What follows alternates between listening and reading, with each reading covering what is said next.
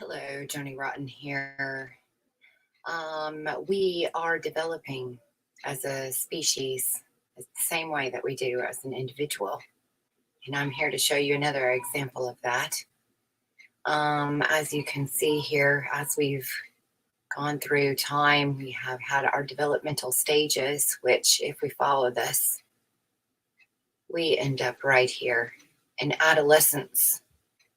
Right here, turning 13, the in-between. Friday, and I'm in love. So I'm going to play a little something. How do you create an outcome? Pokemon. So I want to play this video, just this clip here, for your consideration.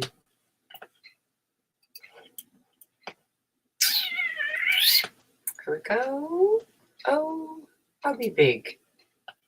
See what you think. Do you think that we've created this Gen Z outcome? So let's go back to Pokemon, because now we've already established that the same company that puts out that game and puts out Dungeons and Dragons puts out cute little Pokemon. Isn't that interesting? Now, before we go any further, I want to see that if we as a group can agree on something. So I need little audience participation here to say yes or no. Okay? Are you into that? Okay. Listen to me carefully.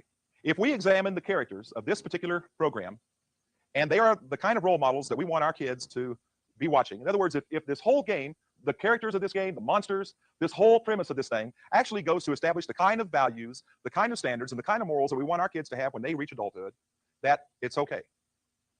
In other words, if they actually help to establish the kind of morals, values, and standards that we want our children or our grandchildren to have when they get to be an adult, that it must be all right. Can we agree on that? Okay. So what we need to do is we need to examine and see what kind of role models we have in this game. Now, what we need to do then, everybody go, oh, again. Oh, I know he's cute, isn't he? Little satanic tail. Up here is the Pokemon ball. Okay, that's this thing here. Okay, and inside of that, you catch the Pokemon. Let the camera get a view of that. That's the Pokemon ball, and you actually catch the monster inside of that thing and harness the power in there. And then you can call on that power to regenerate itself outside of that ball. And praise God, it turns into a bigger and better monster. Now, we're told that there are 150 species of these particular creatures on the face of the earth. And we're also told in the material that these pocket monsters are creatures that inhabit the world with humans. And that they can evolve and grow in bigger and better creatures. Now, the object of this game is got to catch them all. And they tell you that if you catch them all, you become a Pokemon master. Listen, parents, that word master will appeal to any child because they can become a somebody. They can become a master. And you know what? If you're the master of something, you don't need mom, you don't need dad, you don't need grandparents, you don't need aunts and uncles, you don't need school, and you probably don't even need a church because you're a master. You can become a god. That's the premise of what this has been teaching. You become the Pokemon master. That's the whole premise and the whole goal of this game.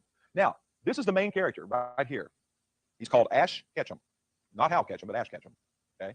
And again, it doesn't make any difference what I say. It's what their own material says. I'm going to tell you what they describe him as. Listen to this. An energetic and determined 10-year-old who's a little too competitive, and he's obsessed with catching all Pokemon and driven to become the world's foremost Pokemon master. And you know, every time that your children watch this program, whether it's a video, whether it's a cartoon, whether it's a comic book, no matter what it is, they hear this mantra, this rap song that's played over again. And it says, I will travel across the land searching far and wide, each Pokemon to understand the power that's inside. And then it's enchanted to them. Got to catch them all over and over and over and over again. You know what it does? It fuels your child's craving for more cards, more books, more videos, more movies. It's designed to do that. That's what we call enchanting. Here's the next character. This is Misty. Look at this. Now, this is off of a comic book. This is actually a page of a comic book. But if this was clear, if this was actually clear, you'd see that that's a halter top. It stops right there. And she's got short shorts on. And you know she's got to be about the same age as what Ash is. Okay? And she's described as Ash's companion. And listen to what it says about her. She's headstrong and stubborn, constantly arguing with Ash. Typical woman. No, just kidding. Just kidding. God forgive me. All right.